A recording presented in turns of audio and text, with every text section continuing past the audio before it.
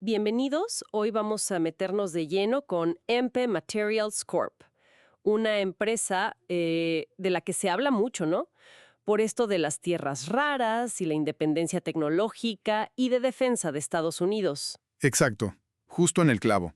Tenemos aquí sus informes financieros, los del primer y segundo trimestre de 2025, también comunicados importantes, uno sobre parar ventas a China, otro de una alianza, pues que suena muy grande. Sí, y el código de ética, papeles para accionistas, lo usual, pero con jugo. Hoy es 27 de octubre de 2025 y la idea es, bueno, entender bien cómo le está yendo en dinero, qué está moviendo estratégicamente, qué tanto pesan esas nuevas asociaciones y, claro, los riesgos, que no son pocos, ¿verdad? Con toda esta tensión geopolítica. Definitivamente. Y ese tema del Departamento de Defensa, el DoD y el adiós a Xina, eso marca un antes y un después, creo yo.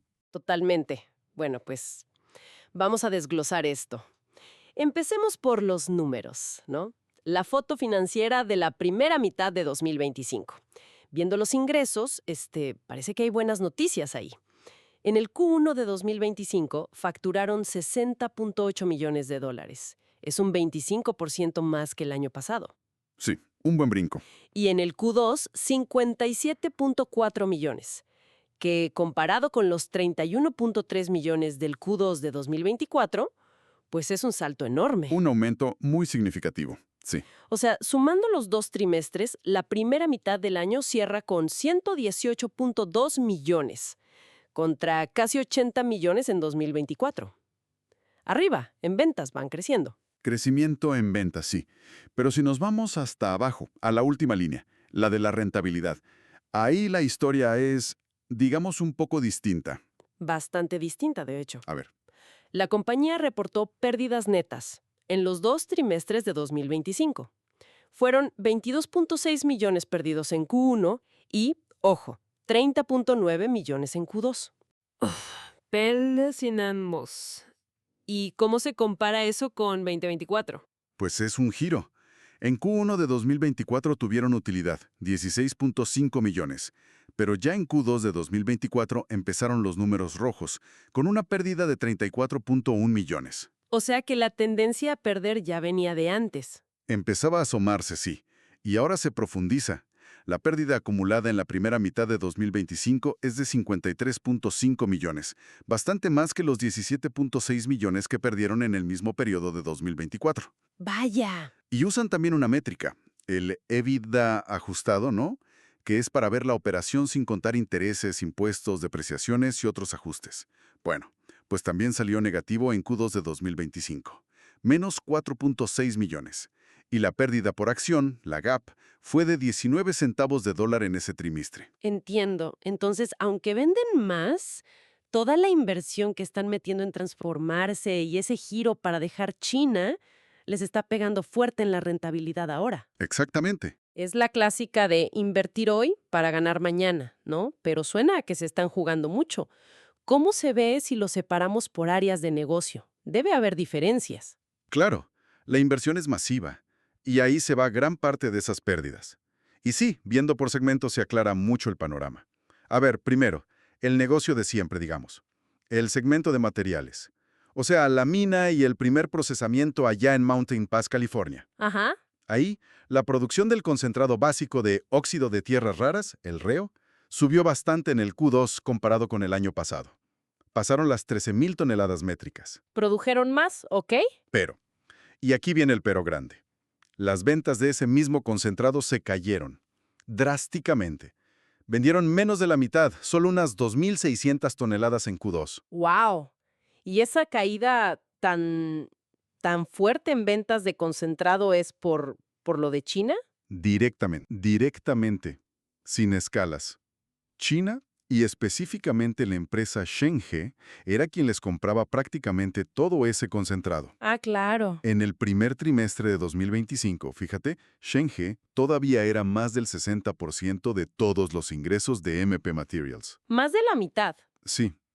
Entonces, cuando anuncian en abril que ya no les mandan producto Y lo confirman en julio como un corte total con China, pues era obvio que las ventas de concentrado se iban a desplomar. Tiene sentido. ¿Y ahora qué hacen con ese concentrado? Pues su plan es usarlo ellos mismos, para producir materiales más avanzados, o simplemente guardarlo, almacenarlo. El precio por tonelada que sí vendieron fue un poquito mejor, eso sí, pero el volumen se derrumbó. Entendido. Sacrifican ventas de lo básico, de la materia prima, para forzar su propia cadena de valor, ¿no? Y eso nos lleva al siguiente paso, producir ya los materiales separados, como el famoso NdPr. Justo ahí, el NdPr, neodimio praseudimio. Esa es la mezcla clave, ¿no? Para los imanes permanentes de alto poder, los que van en motores eléctricos, turbinas de viento y un montón de cosas de defensa. Exacto. Y aquí la historia es muy diferente.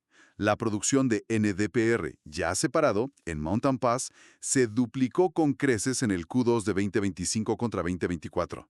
Llegaron casi a 600 toneladas métricas. El doble. Y supongo que eso sí lo están vendiendo bien, ¿o no? Mucho mejor.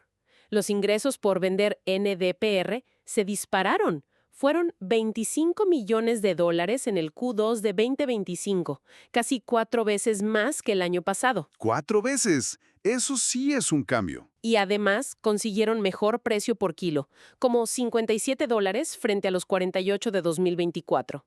Esto sí demuestra que avanzan en su plan de vender cosas con más valor, no solo el concentrado. Es un paso. Pues crucial para depender menos de otros, sobre todo de China para procesar. Tiene toda la lógica estratégica y esa apuesta por el valor agregado, pues es justo lo que impulsa su otro gran frente, ¿no? El segmento de magnéticos, con la planta nueva en Texas. ¿Cómo va eso? Ese segmento, esa es como la pieza final del rompecabezas. El plan de la mina al imán. Empezó a generar sus primeritos ingresos en Q1 de 2025, como 5.2 millones. Apenas. Sí, vendiendo productos intermedios. El metal de NdPr, aleaciones magnéticas, o sea, los precursores para hacer los imanes finales. Ok, los pasos previos. Exacto. Y en el Q2, ahí vimos un salto importante. Los ingresos subieron a casi 20 millones de dólares. Y este segmento, fíjate, ya reportó un EBITDA ajustado positivo, 8.1 millones. ¿Casi 20 millones en un trimestre?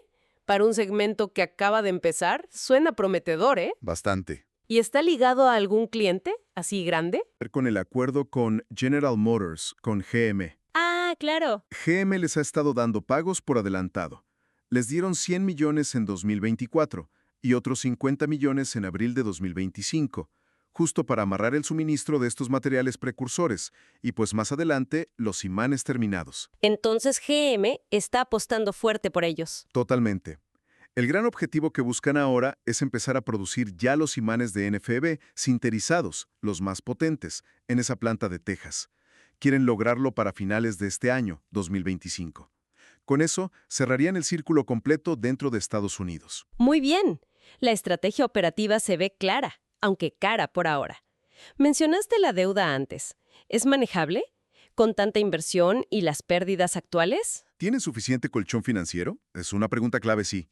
Su deuda principal viene de unos bonos convertibles. Unos vencen en 2026 y otros en 2030. O sea, ya pronto. ¿Los del 2026? Sí. Y un dato curioso. En 2024 recompraron una parte de esos bonos del 2026, aprovechando que estaban baratos en el mercado. Y eso les generó una ganancia contable, pero fue algo de una sola vez. Ah, mira. Ahora, esos bonos del 2026 ya los cuentan como deuda de corto plazo, porque el vencimiento está a la vuelta de la esquina. En total, su deuda a largo plazo neta andaba por los 843 millones de dólares al final de junio de 2025. No es poquito, ¿eh? Para nada. Y frente a esa deuda, ¿cómo andan de liquidez? De efectivo. Ahí tienen bastante solidez, la verdad.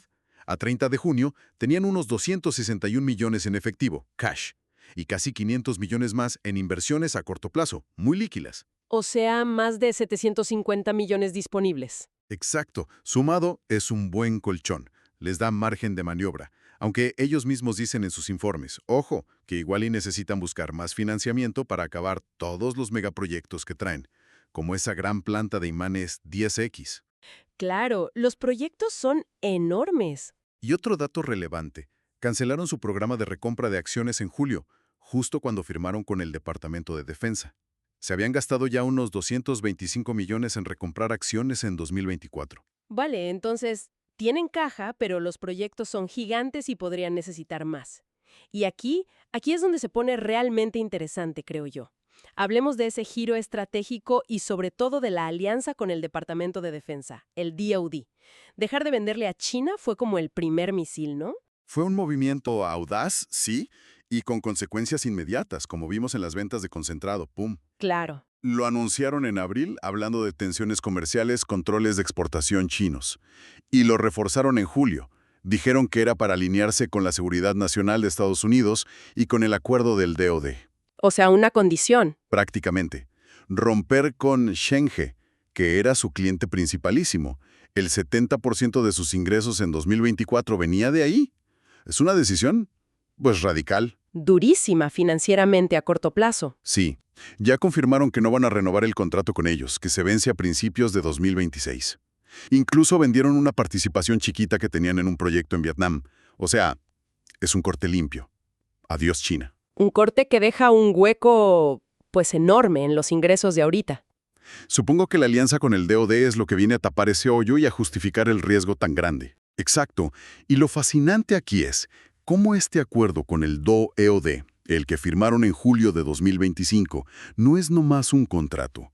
Es una asociación profunda. Redefine el futuro de la compañía. Es un paquete muy completo y, la verdad, bastante inédito en este sector. ¿Qué incluye exactamente? ¿Es solo dinero? ¿Financiamiento? Uy, no. Mucho más que eso.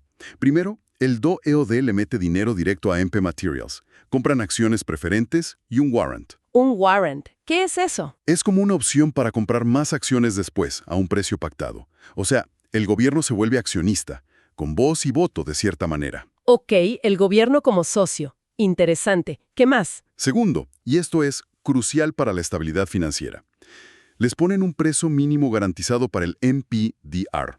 El DoD asegura que MP Materials va a recibir por lo menos $110 por kilo durante 10 años, empezando en el último trimestre de 2025. 10 años de precio mínimo. Wow.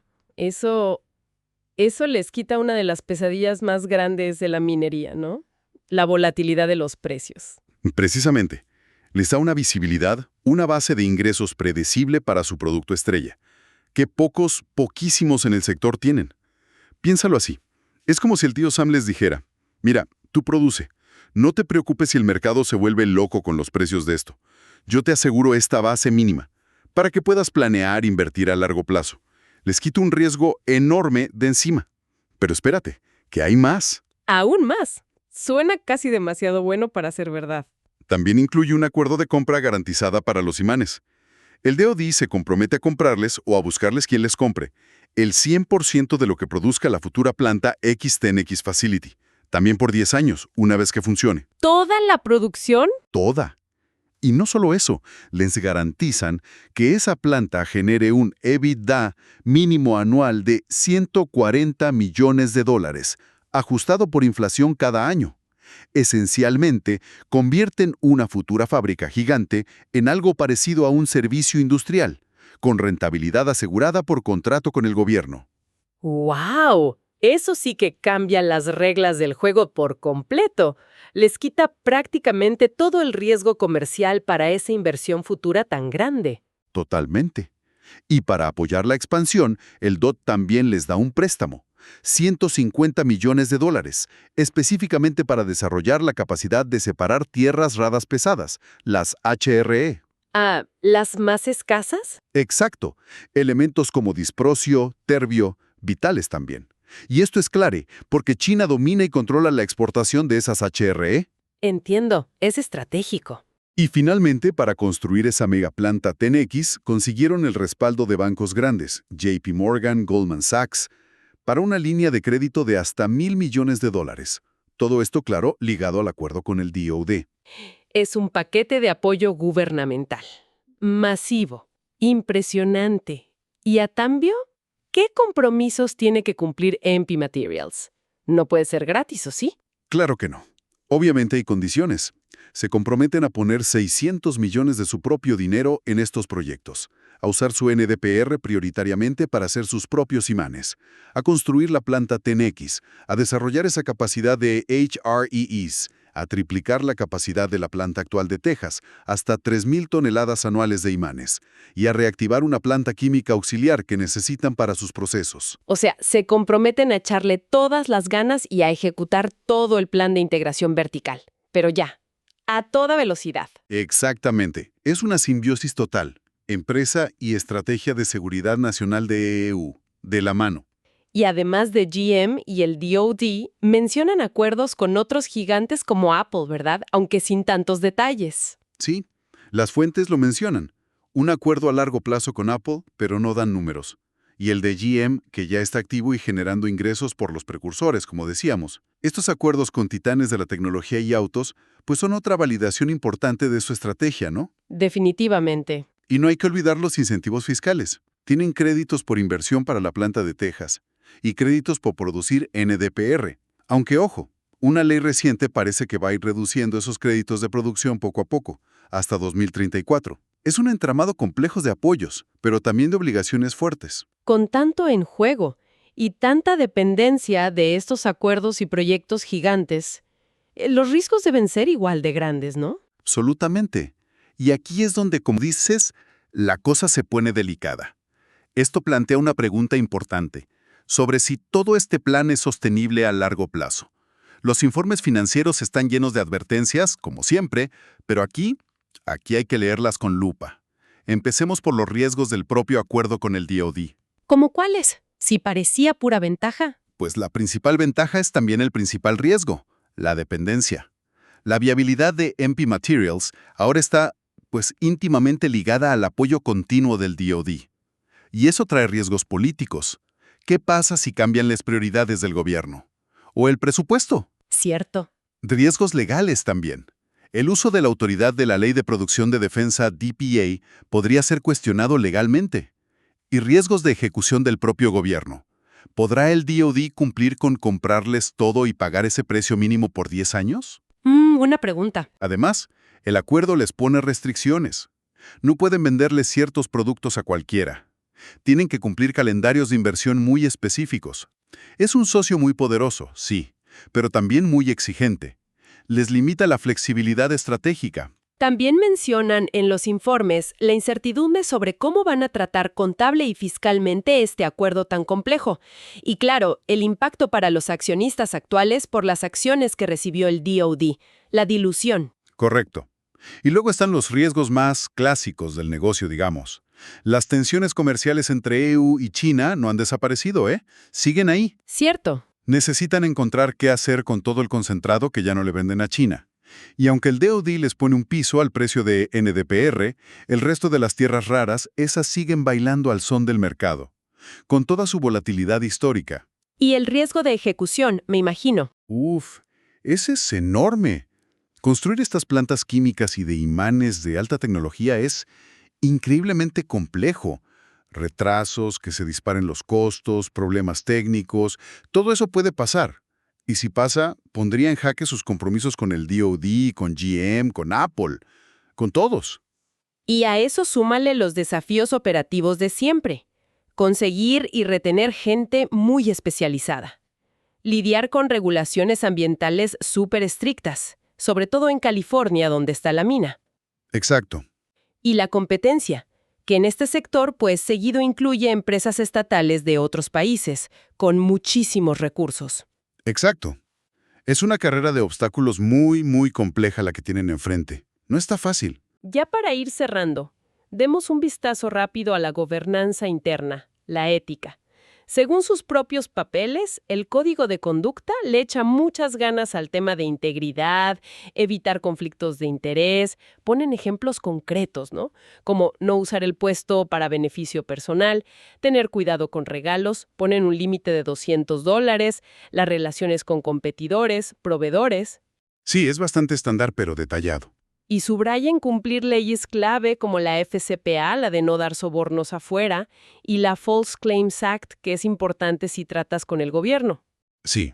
Y en cuanto a transacciones con gente relacionada, que siempre es un punto sensible para inversionistas, los informes detallan algunas cosas. Por ejemplo, un contrato para rentar un avión con una empresa del CEO, James Litinsky. Ah, sí, lo vi. Y otro acuerdo para que él pueda usar ese avión para cosas personales limitadas, pero pagando los costos. También mencionan que contrataron a su hermano como ejecutivo. La empresa dice que el comité de auditoría revisa y aprueba todo esto. Bueno, al menos lo transparentan. Y en cuanto a quiénes son los dueños, ¿quiénes tienen más acciones? Pues mira, los grandes institucionales de siempre, BlackRock, Vanguard, pero también Hancock Prospecting, que es una minera grande de Australia. Y, curiosamente, todavía aparece Sheng He, su ex cliente chino, con una participación importante, según los últimos datos. ¿Shenge todavía es accionista? ¡Qué ironía! Sí, y el CEO, Litinsky, también tiene una buena parte de las acciones. Y en seguridad minera, reportaron algunas citaciones menores de la agencia MSHA en los primeros trimestres de 2025.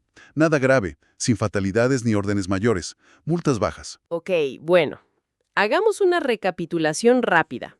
MP Materials está en medio de una transformación radical, ¿no? Ujú. Dejando atrás su dependencia histórica de China para volverse una pieza central, quizá la pieza central de la cadena de suministro de tierras raras e imanes en Estados Unidos. Con un apoyo del gobierno, del DoD, sin precedentes, financiero y estratégico.